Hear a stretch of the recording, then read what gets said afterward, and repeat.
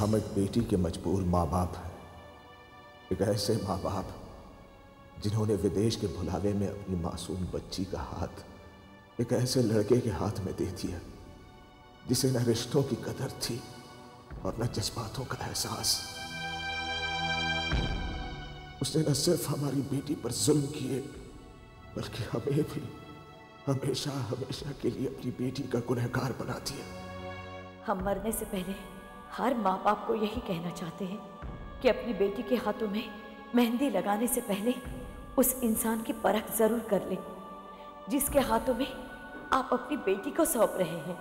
कहीं ऐसा न हो कि आपको भी कोई नीरज जैसा शैतान दामाद मिल जाए जो न सिर्फ आपकी बेटी की परेशानी की वजह बने बल्कि आपको भी आत्महत्या करने के लिए मजबूर कर दे।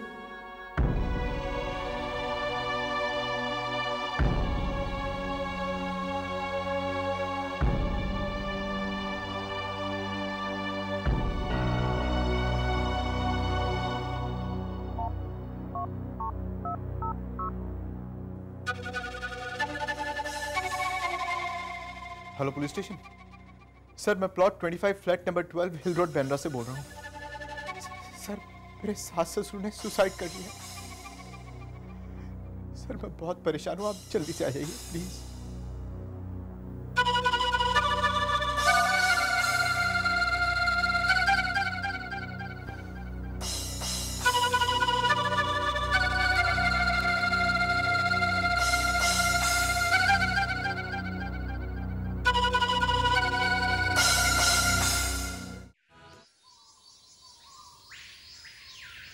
क्या बात है तानिया? तब से देख रही हूँ, गुमसुम सी बैठी हो। आंटी, जब से आपसे मम्मी पापा के बारे में बात हुई है तब से पता नहीं क्यों सिर्फ उन्हीं के ख्याल आ रहे हैं। माँ बाप है ना, याद तो आएंगे ही। ऐसा लग रहा है जैसे वो लोग बहुत पछतावे में हैं। मेरी मौत की खबर सुनकर मेरी माँ के आंसू जैसे रुक ही नहीं रहे हो। माँ मेरा दुख समझती थी, वो तो मुझे लंदन भेजना ही नहीं चाहती थी, मगर पापा के सामने कुछ नहीं बोल पाई। रो मत बेटे, रोने से दुख कम नहीं होता। इस वक्त मुझे ऐसा लग रहा है जैसे मम्मी पापा मुझसे माफी मांग रहे हो। वो लोग मुझे घर वापस बुला रहे हो, जैसे कि वो लोग चाहते हो कि मेरे लंदन जाने की घड़ी वापस आ जाए और इस बार वो मुझे रोक ले। मैं तुम्हारे जज्बात समझ सकती हूँ बेटे, तुम फिक्र मत करो, हम जल्दी ही अपने अपने घर लौट जाएंगे। तुम्हें जिंदा देखकर, तुमसे मिलकर उनके सारे दुख दूर हो जाएंगे। दीदी, आपके पापा आपके साथ खेलते थे, आपको होमवर्क भी कराते थे और आपके साथ क्रिकेट भी खेलते थे।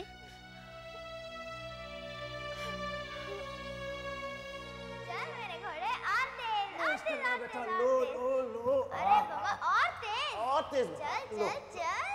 चल मेरे घोड़े।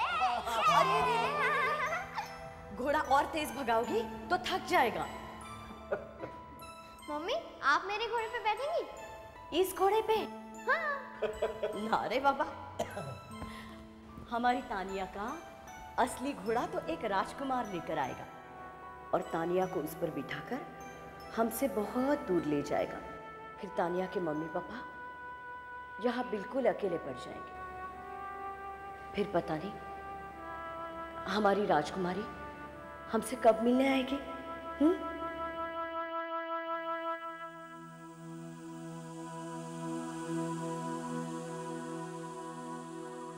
राहुल पुत्र, इधर तो आ जरा। अंकल।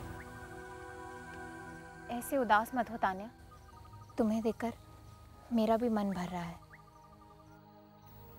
कोई जानबूझकर उदास नहीं होता मीनाक्षी। तुम खुशकिस्मत हो कि तुम्हें माँ बाप का प्यार मिला।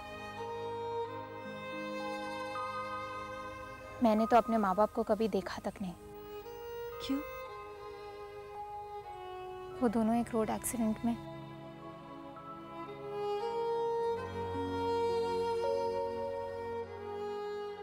फिर मेरे मामा मामी ने मुझे बोझ समझकर पाला। जो कुछ उनके साथ रहकर मैंने देखा, भगवान वो किसी को ना दिखाए। और कोई नहीं है तुम्हारा? एक दूर की बुआ थी जो कभी कभी आती थी, शायद इसीलिए वो अच्छी थी। उन्होंने मुझे एक बार बताया था कि मेरे पापा मुझे डॉक्टर बनाना चाहते थे। दीदी देखो, अंकल ने मुझे धनुष बना के दिया। अगर जो भी हम लोग को तंग करेगा ना, मैं उसे इससे मार दूंगा। लेकिन इसमें तीर तो है ही नहीं। तीर तो अंकल बना रहे, देखो।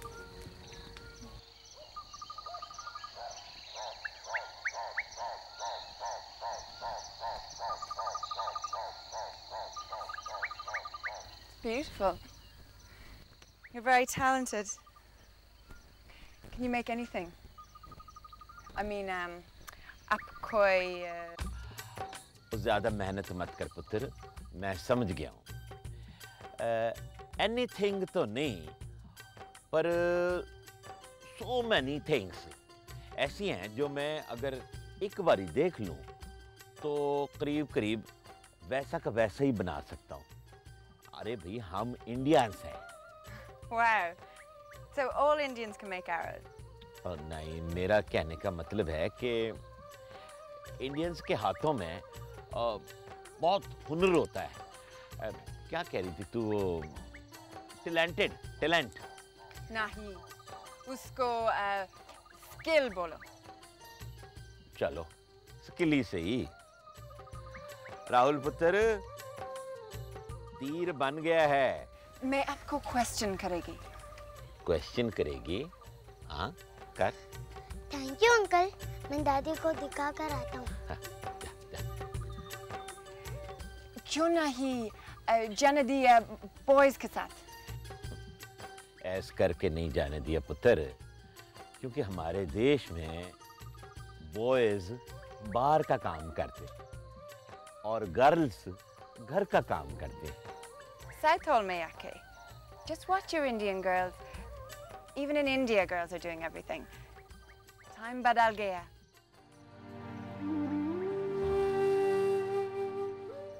तो ठीक कह रही है पुत्र, जमाना कहाँ का कहाँ पहुंच गया है। और हमें देखो, किस्मत ने हमें भारतवासी से आदिवासी बना दिया। न पेट भर के खाना, न पहनने को कपड़े, न सर के ऊपर छत।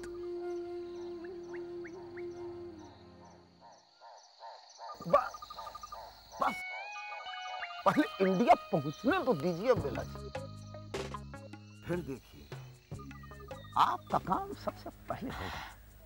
प्रॉमिस? पक्का पक्का। आपने बेबस और लाचार औरतों के लिए जो एनजीओ बना रखा है, वेलफेयर मिनिस्ट्री से हम इतना फंड दिलाएंगे कि आप सोच भी नहीं सकती हैं। और मंत्री जी, हमारी इस ऑर्गेनाइजेशन को सिक्योर भी कर दीजिएगा। पक्का पक्का। हम इसको बंद नहीं होने देंगे। देखिए, आप तो जानते हैं ना कि आजकल मामला कोऑपरेशन का होता है। जैसे आपने हमको कोऑपरेट किया, वैसे ही हम आपको कोऑपरेट करेंगे।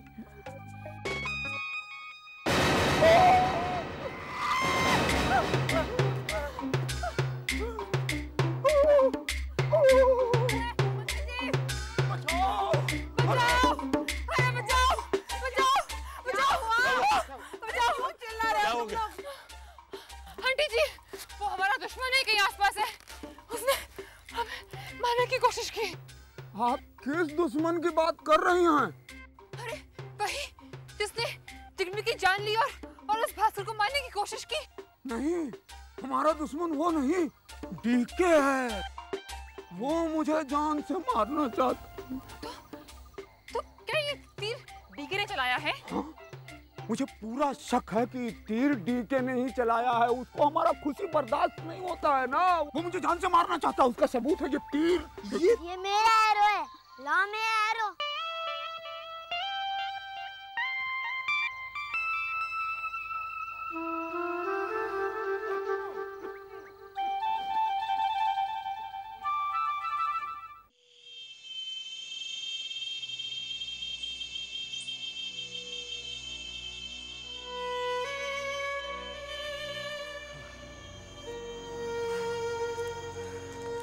पूरा 1.5 दिन हो गया हमें चलते हुए, पर अब तक ना तो जंगल खत्म हुआ, ना ही सिविलाइजेशन का कुछ पता चला। वैसे साउथ ईस्ट में इस नेचर के जंगल नहीं होते। जरूरी नहीं है कि हम साउथ ईस्ट में ही हों। पता नहीं अभी और कितना जंगल बाकी है। मेरे ख्याल से इस एक्सपेडिशन के लिए इतना काफी है। चलो यार, हम लोग वापस चलते हैं। हाँ, वहां भी सब हमारी फिक्र कर रहे होंगे। लेकिन इतना आगे आकर वापस जाना ठीक नहीं। अब यहाँ तक आ ही गए हैं तो कहीं ना कहीं जरूर पहुंचेंगे। अरे पहुंचेंगे तो तब ना जब ये जंगल खत्म होगा। दुनिया में हर चीज का अंत होता है, इसका भी होगा। लेकिन जब हम यहाँ पहुंच ही गए हैं तो हमें पता कर कर जाना चाहिए कि आखिर हम हैं कहाँ। बहुत थकान हो गई है। हाँ, लेकिन हमें इस थकान के साथ भी आगे बढ़ना होगा, वरना हम और हमारे साथी यहीं मर जाएंगे। सोचो कि हमें सिविलाइजेशन मिल जाए, हम अपने साथियों के लिए कितनी खुशी की खबर लेकर जाएंगे। चलो मीनू, चलो, शाबाश, हिम्मत मत हारो, खड़े हो। चलो निशा, चल, शाबाश शाबाश शाबाश, चलो, हमें रास्ता जरूर मिलेगा।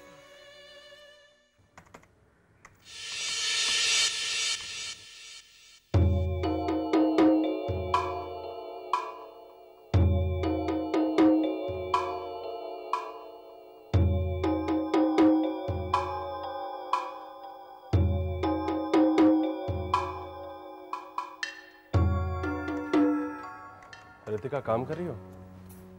जी भैया। बैठो बैठो। कितना वक्त लगेगा? एक लेटर टाइप कर रही हूँ, 10-15 मिनट तो लग ही जाएंगे। ठीक है, मैं वेट कर लेता हूँ।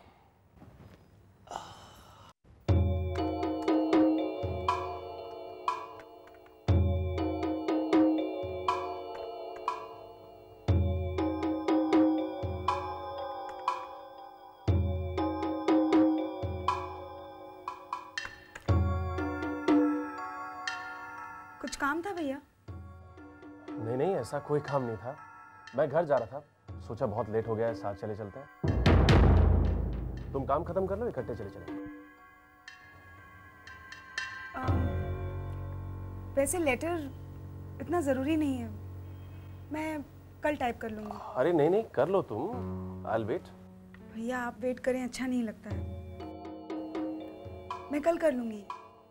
ठीक है, चलो।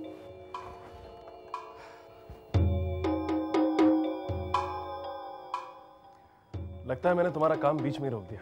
नहीं नहीं, ऐसी कोई बात नहीं।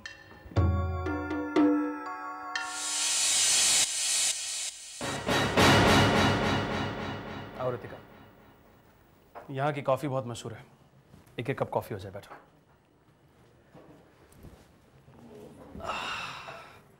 वैसे भी घर पर और ऑफिस में तुमसे बात करने का मौका नहीं मिलता, सोचा यहाँ बैठ के 2 बातें हो जाएंगी, एक अच्छी कप कॉफी पी लेंगे। क्यों? वेटर, कॉफी के साथ कुछ लोगी? नहीं थैंक्स।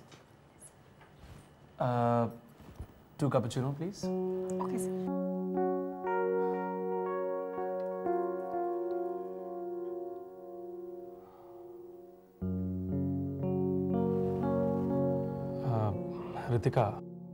रितिका, तुम्हें लगता होगा कि मैं बहुत ही रिजर्व सा, चिड़चिड़ा किस्म का इंसान हूं, लेकिन मैं दिल से ऐसा नहीं हूं।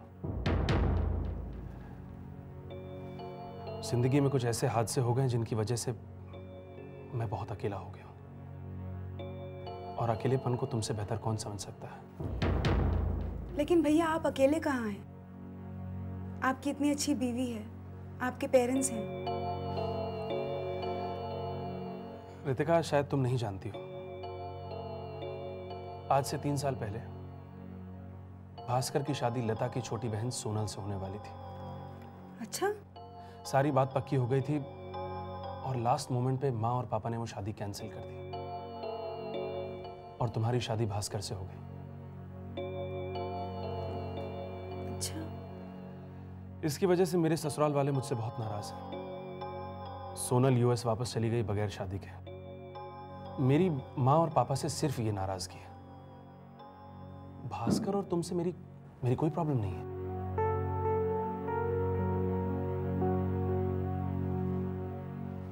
मैं रेस में काफी पैसा खर्च करता हूं। तुम्हें लगता होगा मैं सारा पैसा उड़ा देता हूं, पर ऐसा नहीं है। मैं ये सिर्फ अपने डिप्रेशन से बाहर निकलने के लिए करता हूं। भैया आपको किस बात का डिप्रेशन है? रितिका, पता नहीं ये बात मुझे तुमसे कहनी चाहिए या नहीं। लता मां नहीं बन सकती। भास्कर और तुमसे उम्मीद थी, लेकिन अब भास्कर भी। तुम ही बताओ, मैं किसके लिए बिजनेस बढ़ाऊं? अगर अपने इस फ्रस्ट्रेशन में मैंने तुमसे कुछ कह दिया हो तो आई एम रियली सॉरी। भैया आप कैसी बात कर रहे हैं? आप हमारे बड़े हैं। हाँ, लेकिन तुम मुझे अपने से अलग मत समझना। अगर मैं तुम्हारे किसी भी काम आ सकूं तो मुझे खुशी होगी।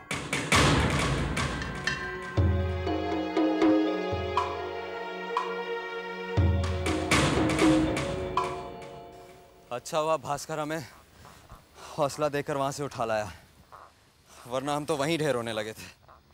दरअसल उस वक्त थकान बहुत हो गई थी, लेकिन अब पता नहीं चल रहा है। बस इस बार कामयाब होकर ही लौटना है, वरना हर बार की तरह खाली हाथ लौटकर खुद तो मायूस होते ही हैं, साथ में उन लोगों को भी मायूस करते हैं जो हमारा इंतजार कर रहे हैं।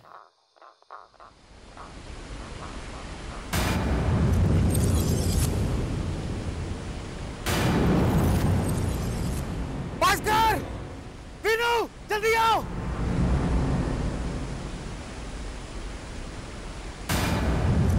क्या हुआ निशान? क्या हुआ? वो देखो, वहां कुछ है। कहाँ? वो उधर धुआं उठ रहा है उधर।